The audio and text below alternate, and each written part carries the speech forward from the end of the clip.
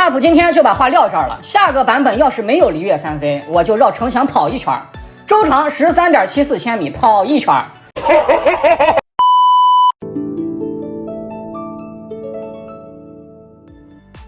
Hello， 大家好，我是冰糖。2.2卡池呢已经尘埃落地，公子和胡桃，你说这怎么想跑一圈城墙就这么难呢？我就想锻炼一下身体，怎么就这么难呢？然而，虽然说 UP 的 flag 没有倒，没有办法让大家看跑城墙了，但是大家可以去看一点更刺激的，比如说用77爬个几百几千次的绝云间，倒立吃火鸡面，倒立吃电脑啊，还有这个更狠的直播剁兄弟。UP 我觉得这些比跑城墙可好看太多了。那么既然卡池已经确定下来了，本期视频咱们就来说一下，如果你原石有限，公子和胡桃必须2选1的话，应该如何选择？首先，这2个角色呢，都是依靠平 A 和重击来进行输出的。其实输出模式有一点类似，同样都是在实际天赋下，公子的 E 技能总倍率为 772.8%， 重击倍率为 261.3%， 而胡桃的平 A 总倍率是 671.3%， 重击倍率是 242.6%。整体上来说相差不大，甚至公子还要略高一些。那么为什么他们的登场率会有着这么大的差距呢？咱们接着往下看。先来说公子的优点，第一，在面对怪物较多时，对群效果这个肯定是公子要略胜一筹的。第二，截止到现在1年多了，原神真正的水 C 其实就他一个，从某种意义上来说也算是人上人了。但是这个唯一水 C 的名号到底还能保持多久呢？UP 觉得应该是没有多久了。第三，手感这个东西因人而异，但是 UP 还是想说，根据 UP 自己的实际体验和身边小伙伴的反馈，整个游戏里面最舒服的平 A 手感没有之一。但是这只是一个大多数情况，这个手感你到底喜不喜欢，得自己在角色试用里面感受一下。然后再来看一下胡桃的优点，第一，这个角色就是一个字儿，莽就完事儿了。他不需要像公子一样还要考虑上断流啊啥的，你就开个1技能瞎捅就行了。而且它不像公子的 CD 那样飘忽不定，胡桃的输出周期特别稳定，就是打9秒一切，打9秒一切，比较适合新手，简单又粗暴。第二，目前的火 C 里面，胡桃说第二，没人敢说第一。如果你想给自己的火 C 上一个台阶的话，那它肯定是值得考虑的。以上呢就是2个角色的优点了，接下来咱们再来看一下他们的缺点。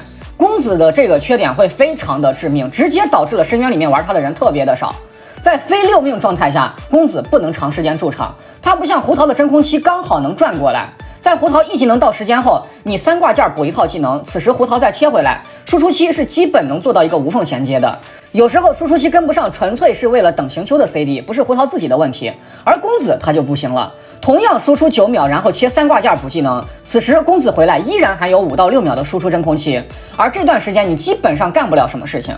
不要小看这几秒钟的真空期，你切1波技能是5、6秒，2波就是10秒，3波呢4波呢，对不对？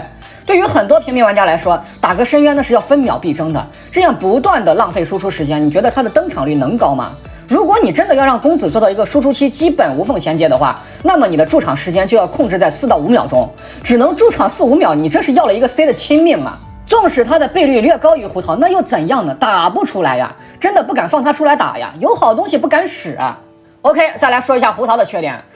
胡桃这个角色呢，他在玩法机制上没有什么明显的缺陷，主要是配对上面需要吃队友。要追求伤害最大化的话，尽量带一个护盾角色，只靠胡桃自己回血是很容易暴毙的。带奶妈呢，虽然不容易死，但是这个卡血量你基本上是卡不住的。你一个不带盾的胡桃，血条稍微一红，你绝对慌了一匹，马上就给自己奶起来了啊！是的，说的就是 UP 自己的胡桃，因为我自己呢就没有中离，我的胡桃就是带奶妈的，死倒是真的挺难死的，但是就是伤害会低一些。好了，角色自身的优缺点咱们评估完了，接下来大家就得根据配对角色的持有度来考虑抽谁了。公子现在的配对就是万达国际，这是当前版本公子的最优解。从深渊大数据你也能看出来，的确就是这样，并且万叶不能动，他是这个队伍的水火双扩散核心。要不要抽公子，还是先看一下自己有没有这几个角色吧。那么看到这里了，相信有的小伙伴肯定就有疑问了，我不拿公子主 C， 我拿他当副 C 玩行不行？副 C 这个东西它是这样的，这个概念最早提出于刚开服那会儿。那会儿呢，好的辅助不多，持有率呢也不高，大家都没有辅助带，那怎么办呢？那就形成了最早的一套主 C 加副 C 的双 C 体系。但是随着新角色的不断推出，以及玩家对角色持有率的持续上升，1C 带3辅才是现在的配对玩法。我与其再带一个 C， 那我为什么不带一个拐呢？我的 C 又不是跟不上输出期，为什么要再找一个角色来分担它的输出时间呢？纵观深渊大数据，你会发现现在真的鲜有双 C 配对了，基本上都是一个 C 带3个挂件或者速切角色。能不占用驻场角色的输出时间就尽量不占用。如果真的要把 C 进行一个区分的话，那么 UP 觉得原神现在这个情况，它已经不应该是分为主 C 副 C 了，而是应该以驻场 C 和脱手 C 这两个概念来进行区分。那么很显然，现在常用的 C 基本上没有哪个角色有着明显的输出真空期，需要公子进来参一脚。不是他不能当副 C， 而是随着游戏的版本更迭，已经不再需要副 C 这个位置了。在不具备脱手功能的公子面前，留给他的路就只剩下驻场这一条路了。接下来咱们再来看一下胡桃的配对角色，现在的最优解依然还是胡行中体系，他们两个少了谁，你这个胡桃玩的都不太舒服。行修这个就不多说了，火系的亲爹，玩火 C 不带行修，基本上等于自废一半武功。而钟离这个角色则是对胡桃缺点的补完，让你可以对胡桃的血量拥有一个控制权。至于托马能不能代替钟离的护盾位，等出来了再说吧啊！现在说还为时尚早了。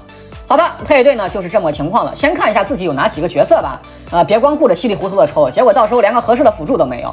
最后来说一下很多人关心的一件事吧，假如我手里有点闲钱，打算抽一个一命，那么哪个角色一命提升比较大呢？答案是胡桃。胡桃的6命相比较其他角色的6命可能一般般，但是你要说1命的话，这应该是目前为止最能提高角色操作感的命座了吧。好了，该给大家说的呢也都说到了。其实考虑一个角色到底要不要抽，它关系到的东西比较多啊，跟你的操作习惯呀、武器持有呀、配对等等都有关系。所以希望大家能再好好的根据角色特性、自己的角色持有率来好好的斟酌一下，看看到底抽哪个才是最适合你的。但是如果你要让 UP 给你一个答案的话，抽胡桃吧。那么本期内容就先到这里了，希望能看在星空码字整理资料干视频的份上，给个关注3连，感激不尽。